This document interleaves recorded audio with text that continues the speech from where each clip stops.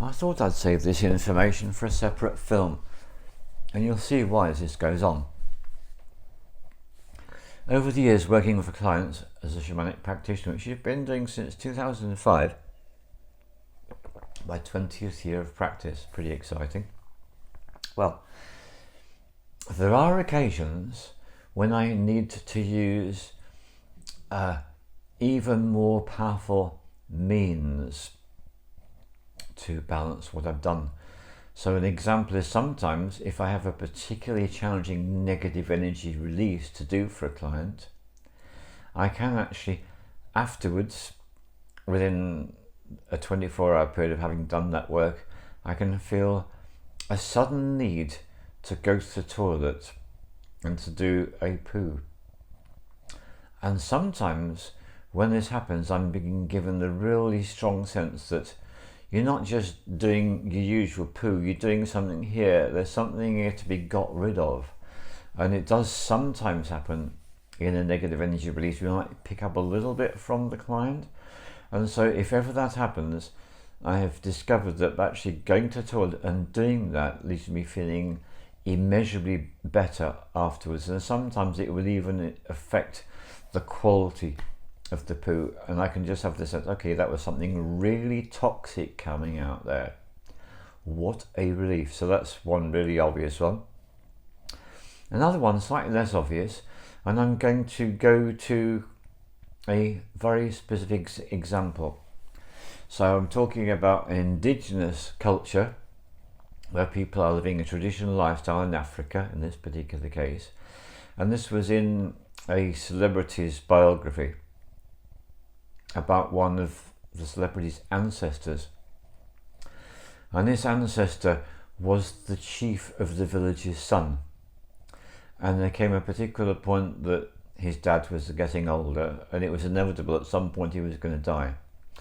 And when he left behind his physical body, his meat suit, and he went on to the next big adventure in the cosmos, the elders rushed over to the guy, the chief's son, and said, you've got a job to do.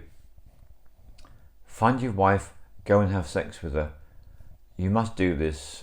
Go do it now. And this seems like a kind of a really weird thing, and I was reading the book, but having my shamanic senses and my abilities, which are very gainfully employed whenever I read, one of the reasons why I love to read it, particularly fiction and biography and autobiography, is I learn so much. And what I realized when I tuned in about this particular thing, what was happening is that the chief's son was doing a very extremely strong grounding exercise, and he wasn't just doing that for himself, he wasn't doing it for his dad, he was doing it for the entire village, the entire community. And this is why the village elders were really on his case immediately. Go have sex with your wife.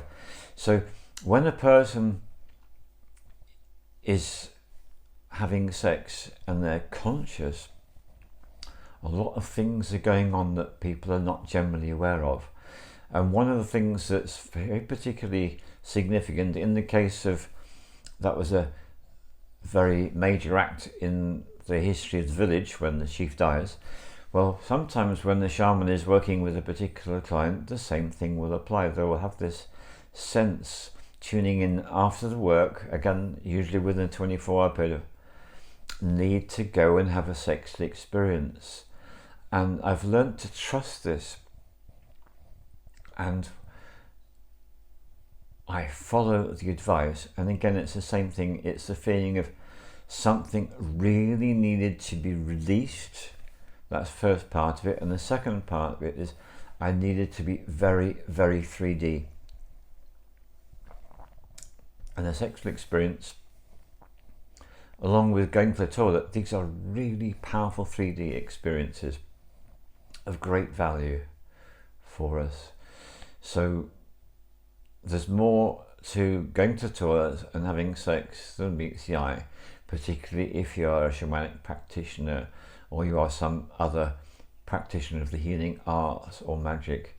Very important. And indeed in the Western occultism tradition, they have a particular term, and the term that they use is called banishing.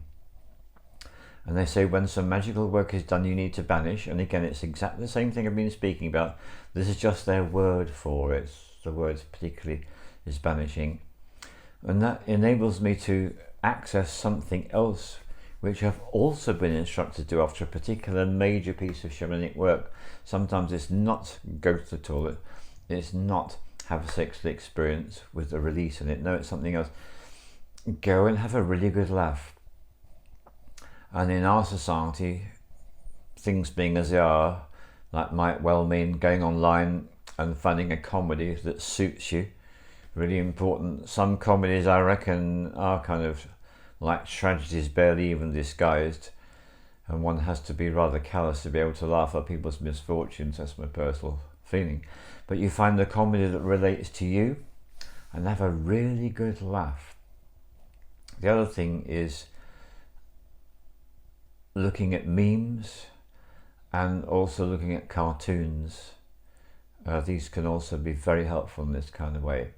And again, all of these things are balancing the other realms with this realm. And what I want to conclude these two films by saying, which is that there's a way you can define a shaman or other practitioner and differentiate between that and a person who's insane. The person who is insane has lost their connection to the physical realms. They're able to be out there in the other realities, but they can't get back. That's one of the definitions. It doesn't apply in all cases, of course not, but some of the people who are in institutions because they can't cope with everyday life is because they've lost their ability to banish and to ground. Whereas the shamanic practitioner, the well-grounded energy medicine practitioner, the healer, the magician, whatever, they have got this nailed. And we do say in shamanism, 1 foot in the physical realms, 1 foot in the cosmos. That's the way we describe this sense of making the balance. All the love to you, and thank you very much for listening. And as always, I greatly appreciate your comments. So please, you're most welcome. Thank you.